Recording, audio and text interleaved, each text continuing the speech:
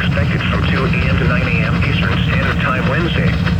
Impacts, frost and freeze conditions will kill crops, another sensitive vegetation, and possibly damage unprotected outdoor plumbing. Take steps now to protect tender plants from the cold.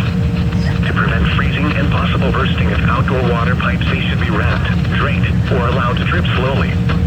Those that have in-ground sprinkler systems should drain them and cover above-ground pipes to protect them from freezing. Repeating, a freeze warning has been issued from 2 a.m. Eastern Standard Time Wednesday until 9 a.m. Eastern Standard Time Wednesday for the following county: Northampton, Virginia.